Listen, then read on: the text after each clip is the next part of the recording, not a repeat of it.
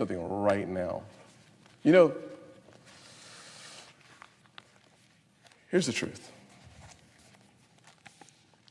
In Detroit, Atlanta, Minneapolis, Los Angeles, Philadelphia, all these cities could have banned chokeholds themselves. They could have increased the police reporting themselves. They could have more data information themselves. They could have de-escalation training themselves. They could have duty to intervene themselves, Minneapolis as well. All these communities have been run by Democrats for decades. Decades. What is the ROI for the poorest people in this nation? And I don't blame them.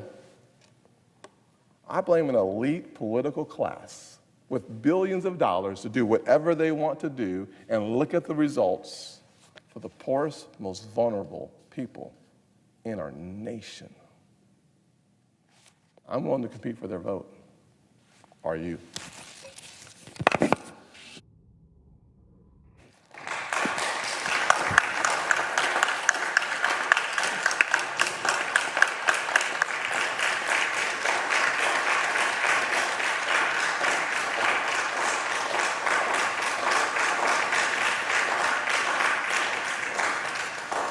Mr. President.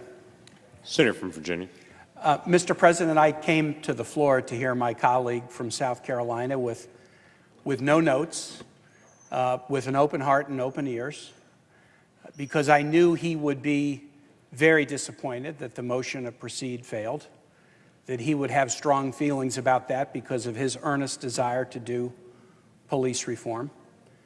I don't question that desire or the desire of any of the co-sponsors of his bill, just as I hope colleagues on the other side don't question the sincerity of Senators Booker and Harris and those who co-sponsored their bill. But I came with no notes to listen to my colleague and then to offer a word of explanation. I'm one of the 44 people who voted no. The senator from South Carolina said those of us who voted no on the motion to proceed didn't vote no on the what. We voted no on the who. That's a stiff charge. That's a stiff charge. What I want to say is this: I voted no not on the what and not on the who. I voted no on the how. On the how. We tried it the wrong way. Let's try it the right way. My colleague from South Carolina acts as if this discussion is over. It's only over for those who want it to be over. We tried it the wrong way. Let's try it the right way. What do I mean by that? I think everyone in the chamber knows what I mean by this. This is an amazingly important topic that is exciting deep and legitimate concern in the streets of every community in this country. There are two good faith bills that have been introduced dealing with police reform. I see virtues in both. I favor the Democratic bill, but that does not mean that I don't see virtues in the Scott bill. I've only been in the Senate 7 years. I'm not an expert on procedure, as some are who are standing in the chamber right now. But my service tells me there is a clear path to a bipartisan police reform bill that will do a good job and will speak to an America that wants to see leadership that's bipartisan. And it's obvious. These bills are both in the province of a judiciary committee that is chaired by a Republican from South Carolina, Lindsey Graham, whose ranking member, Dianne Feinstein, has been on that committee for a very long time. Why are these bills not being taken up in committee with a Republican majority and debated and marked up and reported to the floor in a bipartisan way? I serve on the Armed Services Committee. That's what we do every year with the NDAA. We introduce it. We let members have the ability to offer amendments that can be voted on by a simple majority vote in committee. We get to the end of a process, and when no one has an amendment left, we then have a final bill, and then we voted out overwhelmingly bipartisan. The NDAA came out of committee 2 weeks ago on a 26-2 vote. We'll be taking it up on the floor. I'm on the HELP committee. I have a wonderful chair and ranking in Senators Alexander and Senators Murray, and we tackle tough issues with a committee that has some big personalities on it. And I've got a couple of them in the room with me now, and some great ideological diversity on that committee. But we take up tough issues, and we don't always solve them, but we usually do. And when we put our mind to it, we report something to the floor, and we do it in a bipartisan way. And when it comes in a bipartisan way, there's a great chance that we get action here on the floor. That's the right way to do things. It respects the traditions of the body because it is a majority that runs the committee, but it allows those who have devoted themselves to help issues or armed services issues or judiciary issues to offer their thoughts. When these bills were introduced, I assumed that a committee ably led by Senators Graham and Feinstein would put these bills together and have a markup and let people offer amendments with a 50% vote threshold and then report out a bipartisan bill. Why would the Judiciary Committee not do it? I believe the leaders of the committee wanted to do it, but I believe they were told not to do it. They were told, we're not going to use the committee process on this. We're going to force this to a floor vote, a snap vote, and then when it goes down, we will say, Democrats killed it, it's all over, move on to the next issue. This is only over for anyone who wants it to be over. I think the vote today says, we're not going to do it my way or the highway. We ought to do it the right way. The way we do the NDAA. The way we did the First Step Act. The First Step Act, criminal justice reform, Democrats and Republicans working together in committee and then negotiating with Jared Kushner and others at the White House. We did something good that all can take credit for. How about the CARES Act? There's a recent example of this. The CARES Act was an unusual one. We were under an emergency. We were socially distant from each other. We couldn't even be in the same room as we were negotiating it, and it was in multiple committees' jurisdiction, so it wasn't as if one committee was taking it up. But there was good faith, bipartisan negotiation on the different pieces of it. One day, the Leader McConnell, called us all back to Washington on a Sunday to vote not on the bipartisan negotiated bill, but on a partisan version. And again, Democrats on this side of the aisle said, we are not ready to proceed. We're in the middle of bipartisan discussions.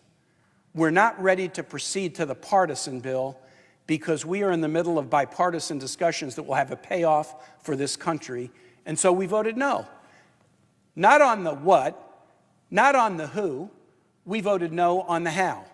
We're not ready to proceed to a partisan my way or the highway bill when we are engaged in bipartisan discussions that can find a solution that's good for the country. And guess what happened? 3 days later, after that no, we were here on the floor voting yes. Voting yes to a bipartisan bill that helped individuals and families, that created a grant program for small businesses, a loan program for large businesses, aid to state and local governments, aid to hospitals and nursing homes and healthcare providers. We voted no on the my way or the highway and said, stay at the table with us, let's have bipartisan discussions, and we can get to a yes. And even as members of this body were being diagnosed with coronavirus or exposed to it, we stayed at the table until we could get the work done, and we did it for the good of the country.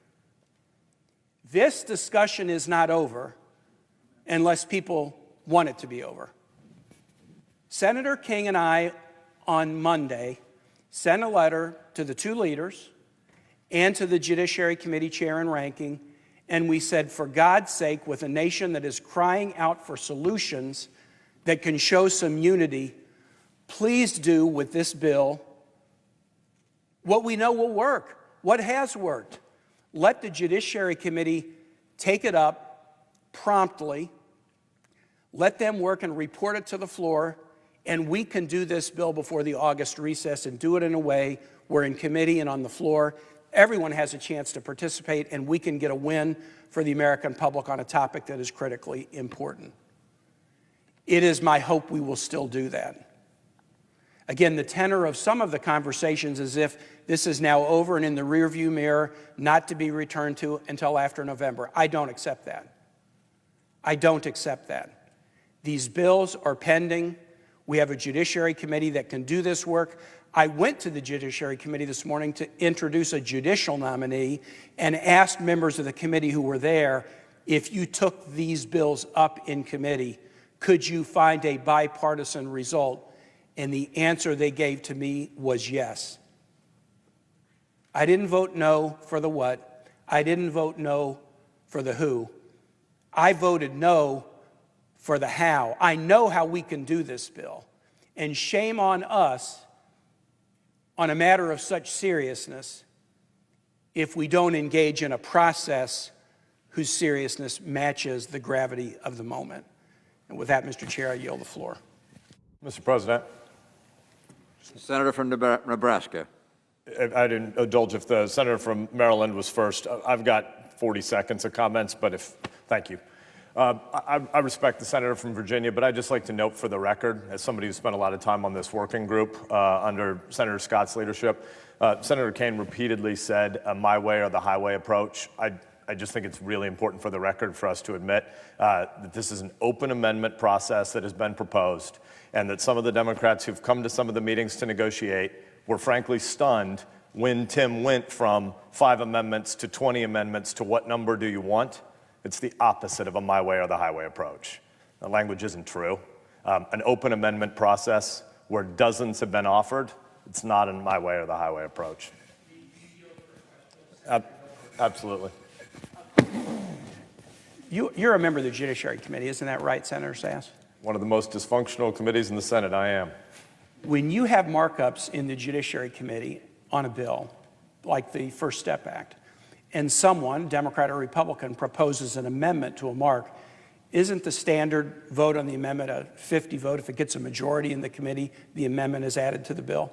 There are so many different procedures in the Judiciary Committee. You defined yourself as a rookie. I think you said you've been here 7 years. I'm a rookie to your rookie, and I'm new on judiciary, so there are a lot of ways. The way you're defining is usually the model, but there's a whole bunch of stuff that happens.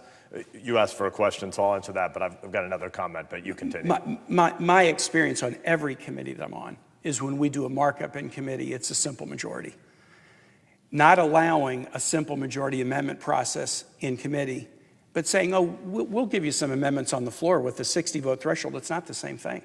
It doesn't respect an individual's ability to try to persuade a majority of my colleagues, Democrat, Republican, is this a good idea or not? That's why this bill was not sent to committee, but just put on the floor.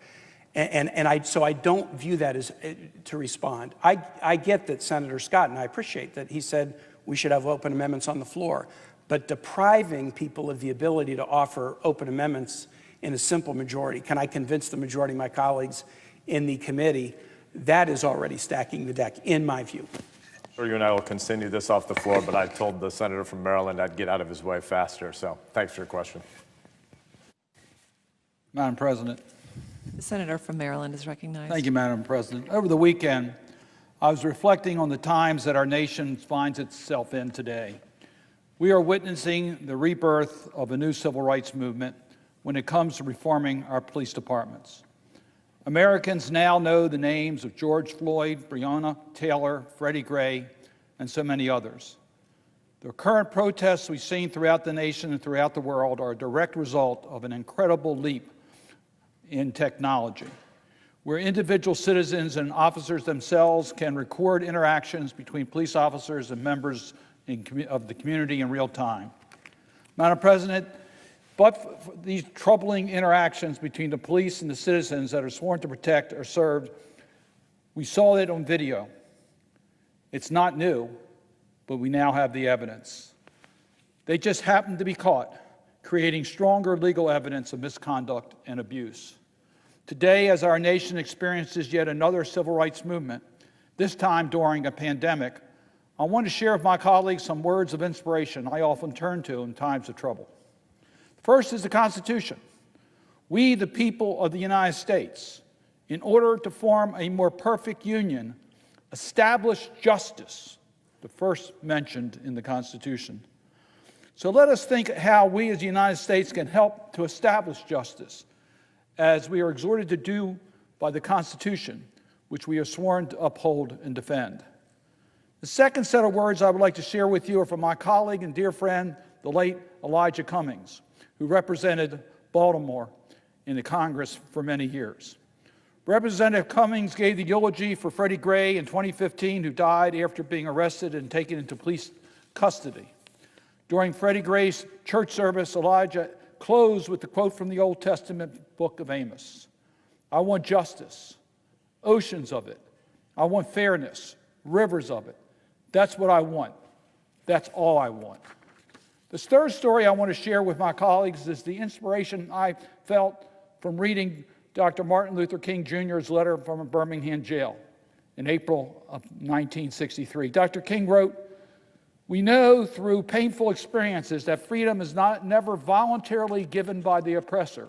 It must be demanded by the oppressed. Frankly, I have yet to engage in a direct action campaign that was well-timed in the view of those who have not suffered unduly from the disease of segregation. For years now, I've heard the word wait. It rings in the ear of every Negro with piercing familiarity. This wait has almost always meant never. We must come to see, we won with one of our distinguished jurists, that justice too long delayed is justice denied. We have waited for more than 340 years for our constitutional God-given rights. Perhaps it is easy for those who have never felt the stinging darts of segregation to say wait. But when you have seen vicious mobs lynch your mothers and fathers at will, and drown your sisters and brothers at whim, when you have seen hate-filled policemen curse, kick, and even kill your black brothers and sisters, when you see the vast majority of 20 million Negro brothers smothering in the airtight cage of poverty in the midst of an affluent society, when you have to concoct an answer for a 5-year-old son who is asking, "Daddy, why do white people treat colored people so mean?" When you are hurried by day and haunted by night by the fact that you are a Negro living constantly at tiptoe stance, never quite knowing what to expect next, and are plagued with the inner fears and outer resentments, when you are forever fighting on denigrating sense of nobodiness, that you will understand why we find it difficult to wait. There comes a time when the cup of endurance runs over and men are no longer willing to plunge into the abyss of despair. I hope, sirs, you understand our legitimate and unavoidable impatience. So this weekend, as I was thinking about our charge to establish justice in the Constitution and the pleas from Elijah Cummings and Dr. King, I contemplated where we are today. We're at a point in our nation that we need to make transformational change when it comes to our police officers and their fundamental relationships with our communities, in particular the African American community and communities of color. We can no longer wait. We must make bold changes now. So, Madam President, I agree with Leader Schumer and Senators Booker and Harris, who are the authors of the Justice and Policing Act. My concern is that the legislation authored by Senator Scott, the Justice Act, falls dangerously short for what we need for comprehensive, effective, and transformational police reform that our country and the American people are demanding. I therefore hope that Leader McConnell will negotiate with Leader Schumer so that we can work on a bipartisan bill and establish a constructive starting point on policing reform. I listened to the debate with Senator Scott and Senator Kane, and I've seen this before. When you bring a partisan bill to the floor where there's no pre-arranged opportunity to offer the types of amendments with simple majority votes so the rule of the Senate can prevail, when you start from a point that cannot lead to a successful conclusion, you shouldn't start. You should go back to negotiate a truly bipartisan bill. We should use the model of the CARES Act legislation that was signed into law in response to the COVID-19 pandemic. That was a bipartisan bill that ultimately was brought to the fore. Let me just highlight a few of my concerns with the Justice Act. This legislation does not contain any mechanism to hold law enforcement officers accountable in court for their misconduct.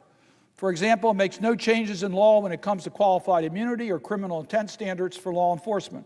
Current legal standards have allowed law enforcement officers regularly to evade criminal liability for excessive use of force and have shielded officers from liability even when they violate citizens' constitutional rights. The Justice Act does not implement a public national misconduct registry necessary to ensure communities have information necessary to hold their law enforcement officers accountable. The Justice Act fails to establish the collection of all use of force data and data related to religious and racial profiling, and it does nothing to end harmful policing practices like racial and religious profiling. By contrast, the Justice and Policing Act offered by Senators Booker and Harris does contain legislation I authored, the End Racial and Religious Profiling Act. Why do we need that? Studies have shown that blacks are 3.6 times more likely to be arrested for selling drugs, despite the fact that whites are more likely to sell drugs. Studies show that blacks are 2.5 times more likely to be arrested for possessing drugs, despite using drugs at the same rates as whites. This is just wrong. And Congress and even President Trump recognized this when we made some modest improvements with the First Step Act. That was a bipartisan bill and started as a bipartisan bill, and we were able to get it enacted. The End Racial and Religious Profiling Act is designed to enforce the constitutional rights to equal protection under law by eliminating racial and religious-based discriminatory profiling at all levels of law enforcement by changing the policies and procedures. It allows police to focus their work more accurately rather than wasting resources on blanket stereotypes. It requires enhanced data collection from the Department of Justice to track and monitor discriminatory profiling. It holds state and local enforcement agencies accountable by conditioning federal funds on the adoption of policies and best practices to combat profiling by officers. It eliminates once and for all discriminatory profiling. It's in the Booker-Harris bill. It's not in the Scott bill. The underlying Justice Act does not include any real national standards for law enforcement. By contrast, the Justice and Policing Act contains legislation I authored, the Law Enforcement Trust and Integrity Act, which takes a comprehensive approach on how local police organizations can adopt performance-based standards to ensure that instances of misconduct will be minimized through training and oversight. That legislation takes steps to mitigate police violence by designating resources for community development and the transformation of public safety practices. In Baltimore, we have an ongoing federal partnership with city law enforcement and the federal Justice Department following the tragic death of Freddie Gray, Jr. This is an example of continued efforts to rebuild trust between communities and police and encourage the establishment of more effective police models.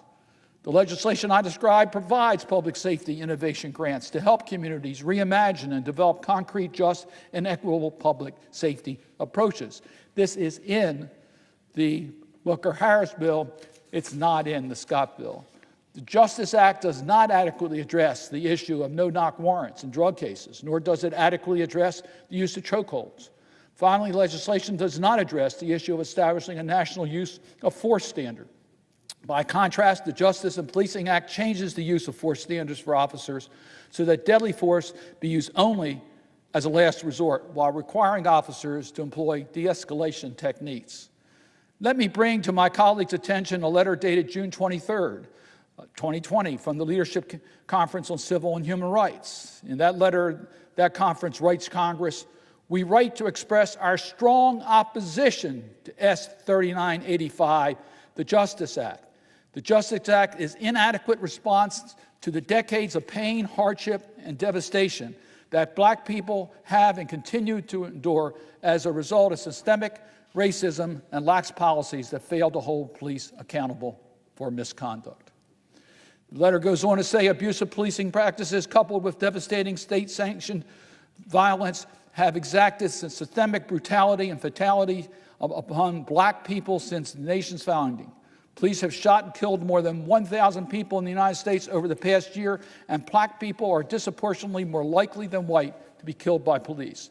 The current protests in our cities are a response not only to the unjust policing of black people, but also calls for action to public officials to be bold, comprehensive, and structural changes. The letter concludes, passing watered-down legislation that fails to remedy the actual harms resulting in the loss of life is a moral statement that is inconsistent with a genuine belief that Black lives matter. Anything less than full support for comprehensive legislation that holds police accountable is inexcusable. So, Madam President, let me close my remarks once again by sharing some words from Dr. King from the March on Washington in 1963. In his famous speech at the foot of the Lincoln Memorial at the National Mall in Washington, D.C., Dr. King said, "In a sense, we've come to our nation's capital to cash a check. When the architects of our republic wrote the magnificent words of the Constitution and Declaration of Independence, they were signing a promissory note to which every American was to fall heir. This note was a promise that all men, yes, Black men as well as white, would be guaranteed the unalienable right of life, liberty, and pursuit of happiness. It is obvious today that America has defaulted on this promissory note insofar as her citizens of color are concerned. But we refuse to believe that the Bank of Justice is bankrupt. We refuse to believe that there are insufficient funds in the great vaults of opportunity of this nation. So we come to cash this check, a check that will give us, upon demand, the riches of freedom and the security of justice." Dr. King continued by saying, "We have also come to this hollow spot to remind America of the fierce urgency of now. This is no time to engage in the luxury of cooling off or taking a tranquilizer drug of graduation.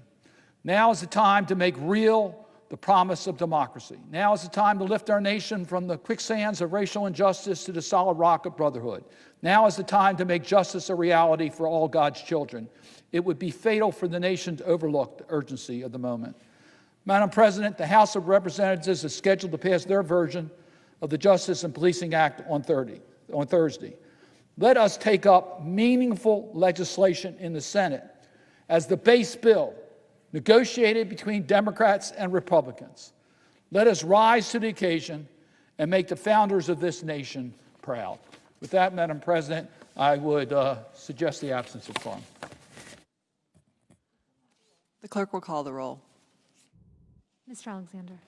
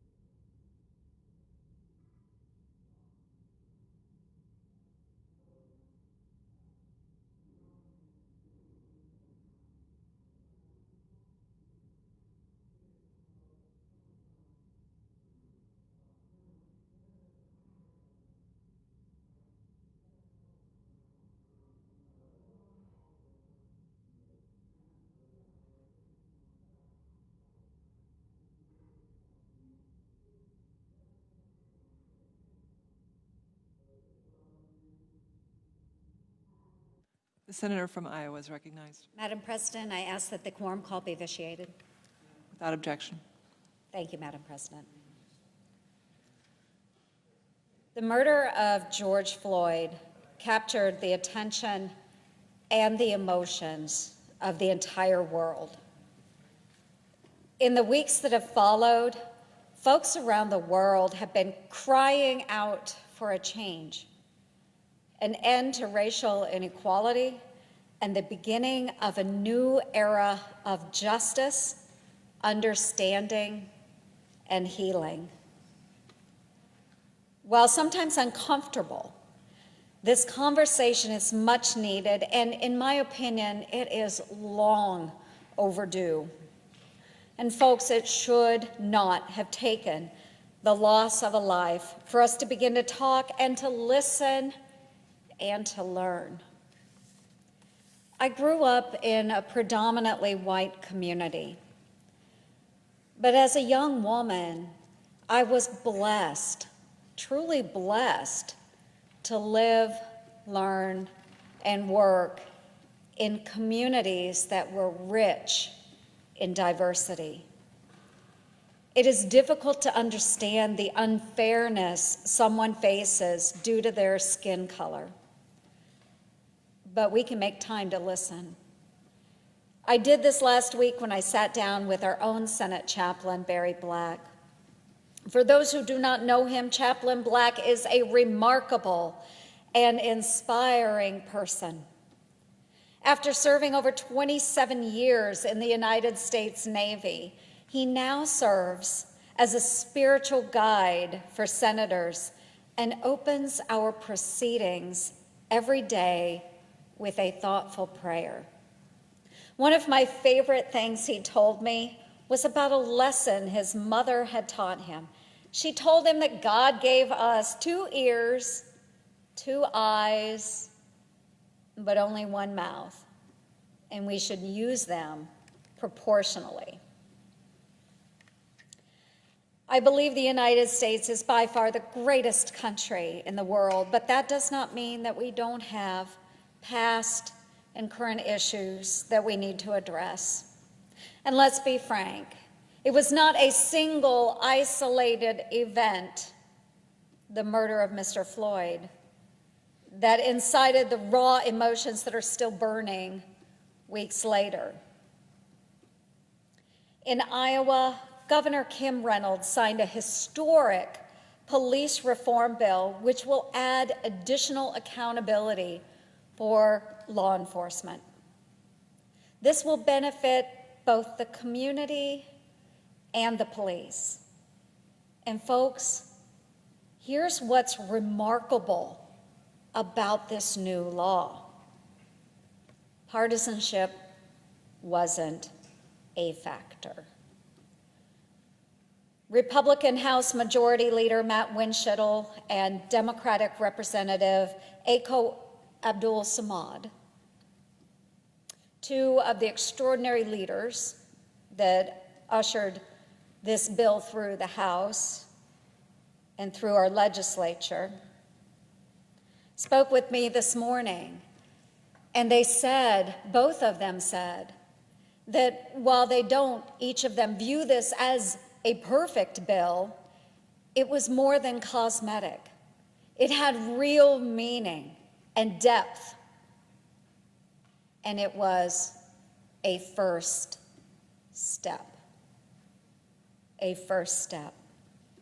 And I agreed with them because any journey starts with a single step, a meaningful step. The bill passed the Iowa House by a vote, again with these 2 extraordinary leaders, by a vote of 98-0. Unanimous. It then went to the Iowa Senate, and it passed in the Iowa Senate 49-0. Partisanship wasn't a factor. The only thing that mattered was doing the right thing. So not a single dissenting vote was cast, and it even had the endorsement of the Iowa Police Officers Association. We are only going to improve as a nation if we come together, and make everyone a part of the solution. We can do that. Iowa put politics aside and they got it done. And I wish we could see more of Iowa in this chamber. We need both sides of the aisle to unite and to pass Senator Tim Scott's Justice Act. The Justice Act offers real solutions to police reform by increasing oversight, strengthening incident report requirements, and ensuring the correct use of body cameras. And it includes an issue that I've been working to address: sexual misconduct within our law enforcement. The Justice Act is simply a common sense approach to effective police reform. The bill includes a number of bipartisan provisions, including the anti-lynching proposal put forward by Senators John Cornyn and Kamala Harris. It's heartbreaking that the bill to address these issues was blocked by Senate Democrats. The Senate exists so we can debate these issues in a civil manner and reach a consensus so they aren't resolved in the streets.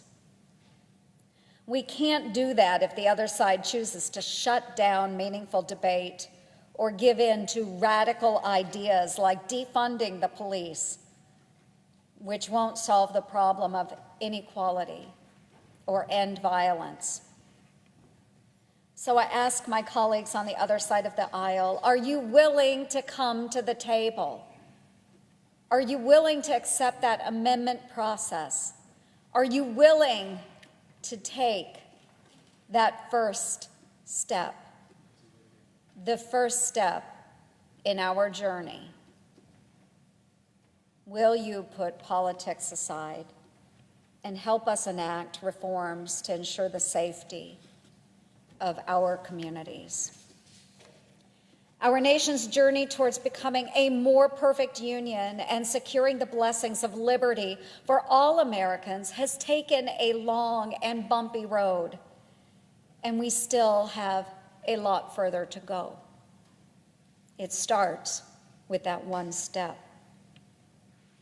But at this moment, the country and the world are demanding we pick up the stride. Let's follow Iowa's lead. Let's come together and take meaningful action. And to be clear, the passage of a single bill is not going to suddenly reverse centuries of injustice. Passing laws are a simple part. If we really want to change behavior, we need to commit ourselves to changing our hearts. The best way that we can personally commemorate the life of George Floyd and the many others before him who lost their lives or suffered injustice is to open our own hearts. Chaplain Black summed up the solution best when he quoted to me Mark 12:31. Love your neighbor as yourself. It's both that simple and that challenging. So I'm asking all of us in this body to be more like Iowa. Let's find the solution. Let's take that first step and begin our journey together. Thank you, Mr. President. I'll yield the floor, and I note the absence of a quorum. Clerk will call the roll. Mr. Alexander.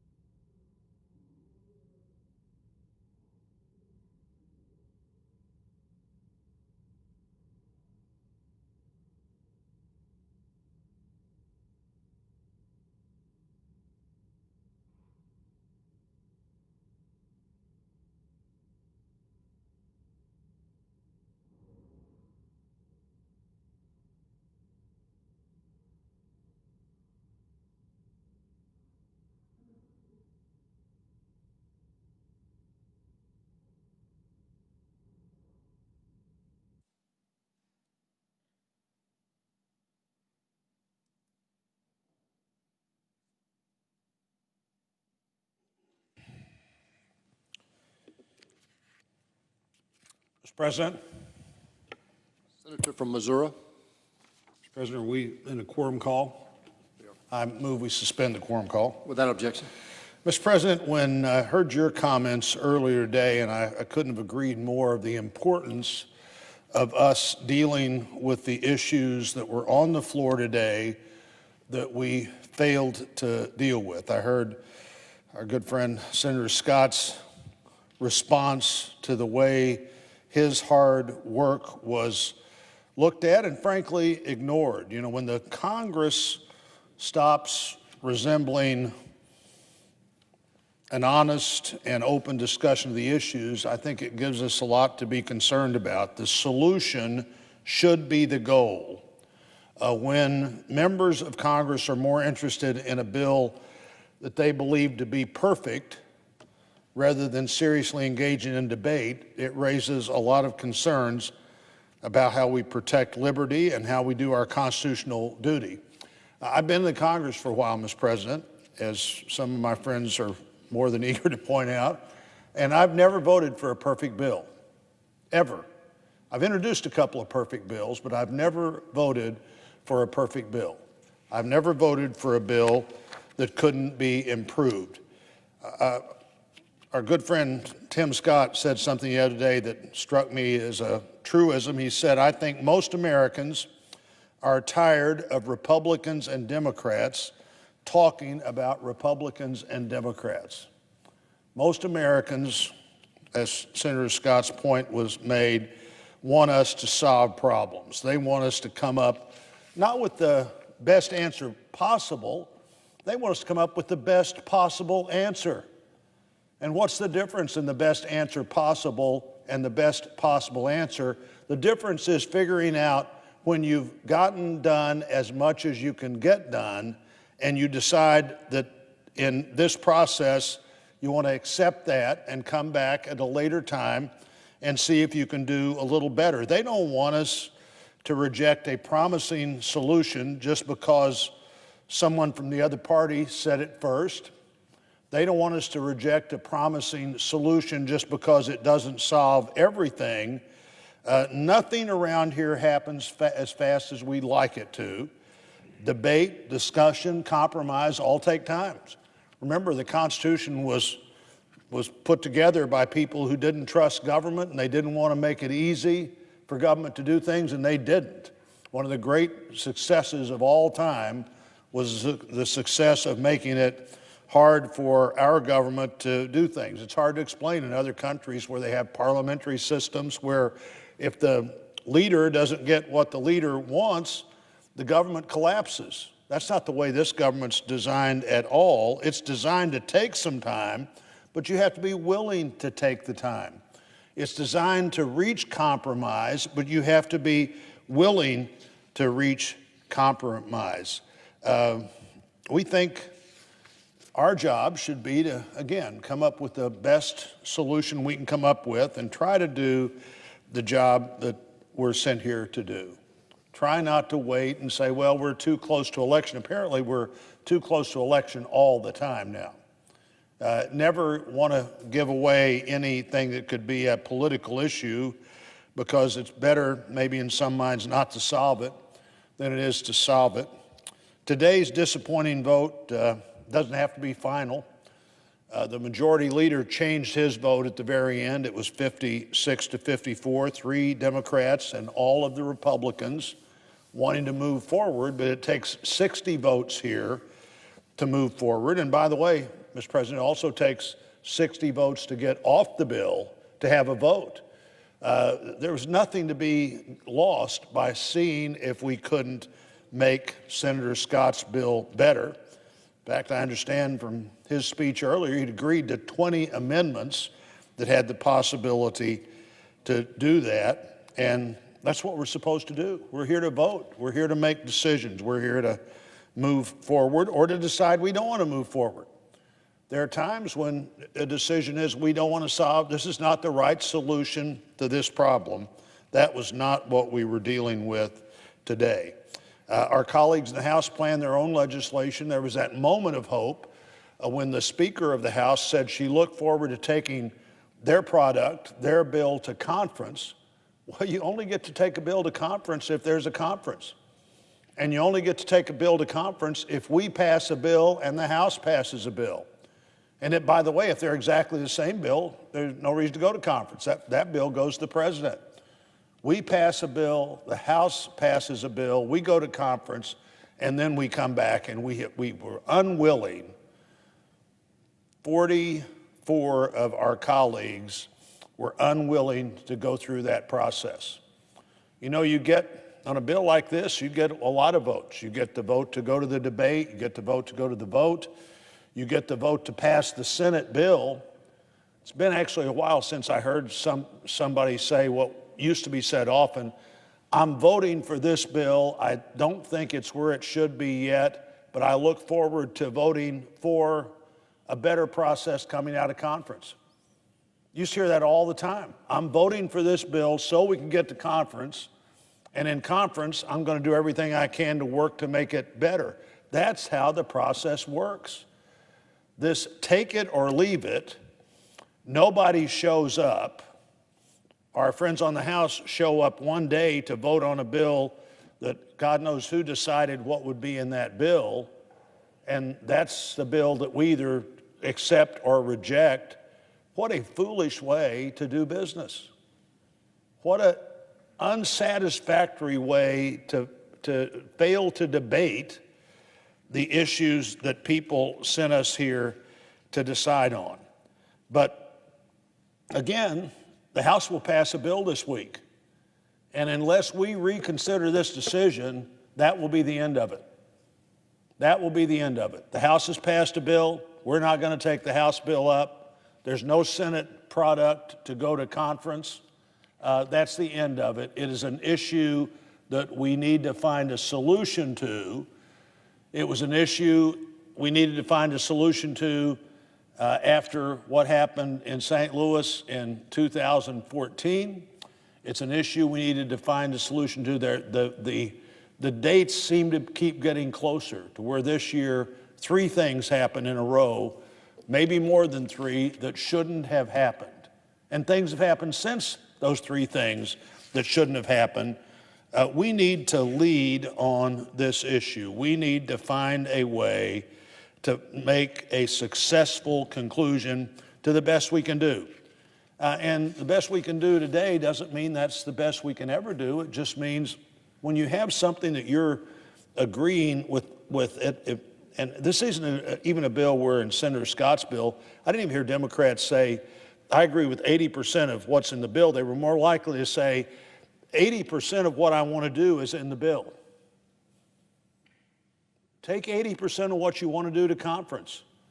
Hope it comes back with 90% of what you want to do or 96% of what you want to do. But if you don't trust the process cannot produce a result. People are tired of us failing to do our job.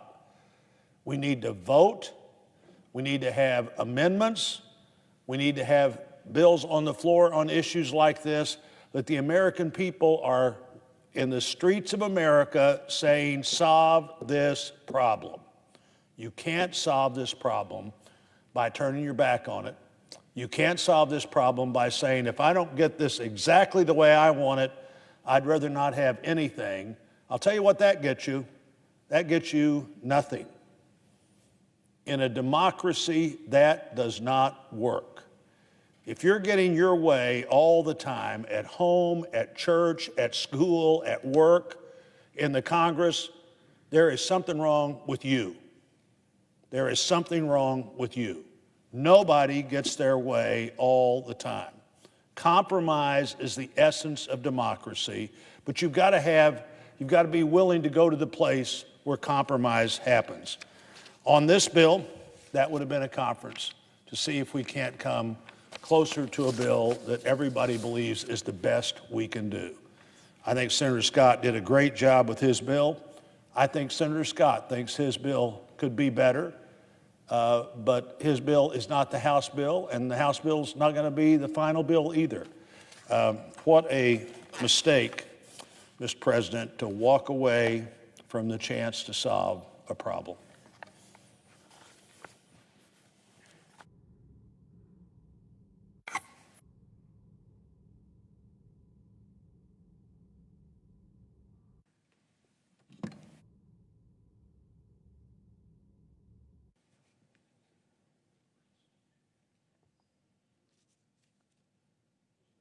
Mr. President, Senator from Oklahoma.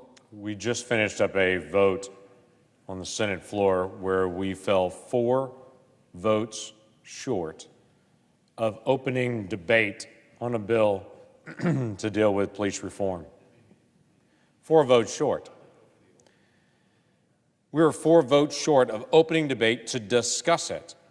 Every single Republican voted for this, and a handful of Democrats, but the vast majority of Democrats actually said no, we don't want to debate this bill. We will only debate the Pelosi bill when it comes out of the House.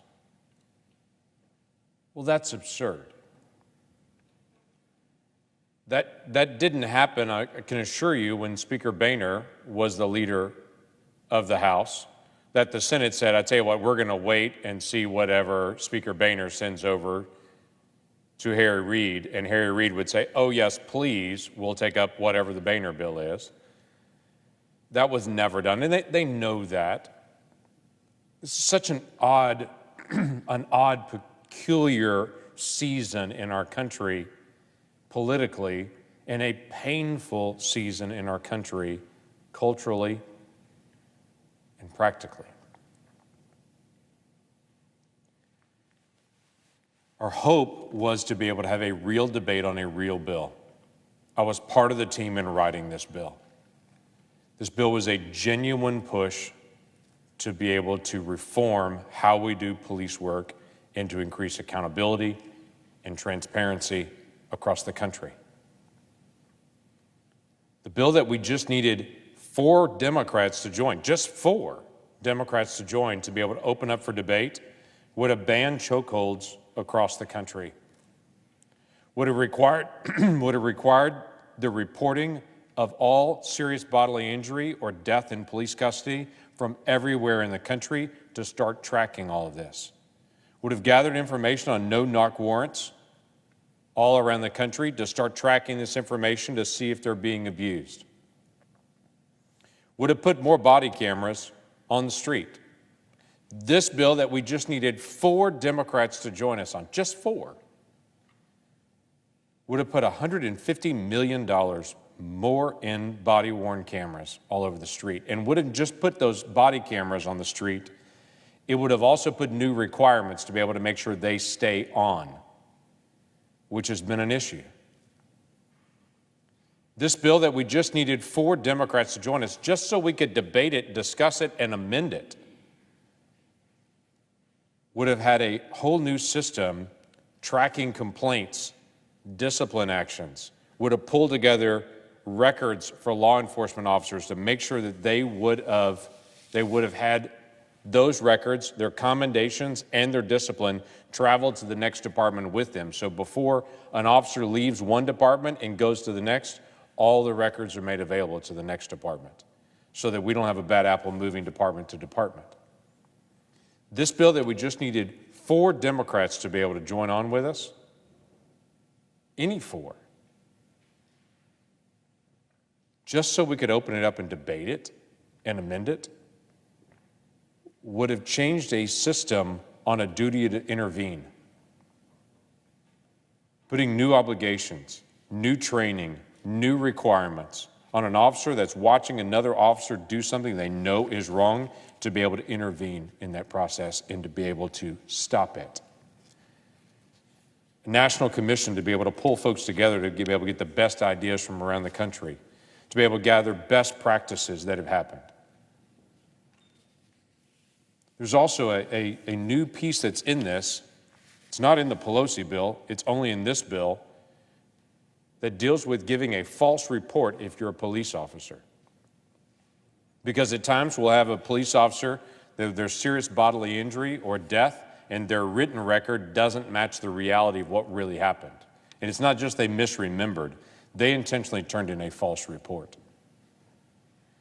This bill that we wanted to just debate today would have allowed us to be able to add additional penalties onto that, to be able to make sure someone receives the due penalty if they're trying to lie on forms. This bill would have dealt with mental health. This bill would have dealt with de-escalation training. This bill was designed to be able to help get additional training. This bill has a section on it using the Museum of African American History to design a curriculum that we could put out to every department around the country in the history of race and law enforcement. It's modeled after what was done with the Holocaust Museum to deal with anti-Semitism. That's what this bill was designed to do. And we just needed 4 Democrats to join us. But instead, they dug in, did press releases, and said, that bill's terrible, it's awful, it has no teeth in it. That bill's unsalvageable. I would ask any American listening to me, and anyone in this room, are there one of those ideas you don't like?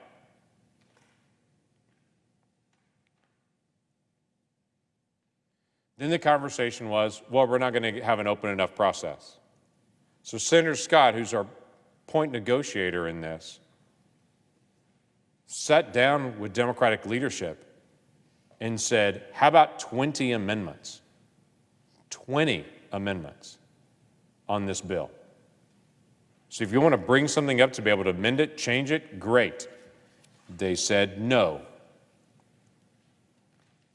Because their desire is only Speaker Pelosi's bill or nothing. I think that's exceptionally sad. Because we've been through this journey so many times where we'll see a black man be killed and we'll all watch the footage and the whole country rises up and Congress starts debating and then it stops. And it stops because of silly stuff like this, where people dig in and say, if you don't do it entirely our way, then we're not going to do it at all. Because it's not about solving the problem, it's just about prolonging a problem, and so you can make it a political issue when families out there want this solved. All of those things I listed are all out there. Now, there's 2 things that I've heard to say, well, we're not going to take up your bill, we're not going to debate it, we're not going to discuss it, we're going to block it from even coming to the floor, which is what happened today. The 2 issues that I've heard is, you know what, I really want us to go to committee. I want a committee to look at this, take some time, go through this. That's a fascinating argument. And I wish it was true. Because 2 weeks ago, the discussion was, we need to get on this as quickly as possible until we actually put out a legitimate bill. And then my Democratic colleague said, well, there's a problem with how you're putting it out. We're going to debate it on the floor. I'd rather debate it in committee and then have the floor just bring it, but not debate it on the floor. I don't want to debate it out here. Let's debate it over there. No one's buying that argument. No one's buying that. If you can put 20 amendments on this, that's what would happen in a committee. Let's bring it. Let's talk about it. Everyone sees what that is. Shuffling bills off to committee is about delaying and stalling. And let's delay this out because they know, okay, we won't get it this week, and they'll delay it out, and then it's after the 4th of July. And when you come back from the 4th of July, we have the coronavirus bills they know. We have the appropriation bills that they know. And so it's like, okay, so it won't happen there. And so then there's the August gap, and then it'll move to September. And then what they're trying to do is try to get it closer and closer to the election and then make it a big election issue about it and say those crazy Republicans won't resolve this. Get it close to the election and make it an election issue. Hello? Why don't we just solve this instead of dragging the country through something we all know key ways to be able to solve? So our 2 issues that we know of, one is a purely political issue. Stall, delay, try to get this closer to the election, and then divide the country. The second one deals with an issue on whether police officers should not only face criminal liability, they should face civil liability as well. And you hear this get kicked around all the time in all kinds of different terms. Speaker Pelosi's bill says not only put that police officer in prison, which they deserve, they murder someone, commit a crime, a police officer is as liable for the law as everyone else is. And if they're not, they should be, and we should fix that. Speaker Pelosi's bill says not only put them in prison, but also civilly take away their home and their car and their pension away from their family, make sure that we leave them destitute and their family destitute, as well as putting them in prison. That's what their bill is all about. And it's the reason so many police officers are so frustrated and furious with the bill they adamantly want to put on the floor, because they're saying if they did something wrong, they should face the consequences for it. But don't punish their family. But Speaker Pelosi's bill says no, the police officers should be in prison and their family should have their home taken away from them and their police pension taken away from them and everything else. You know what we've talked about? We've talked about a police officer facing criminal penalties, as they do now and as they should. And then if there's a civil case, why don't we bring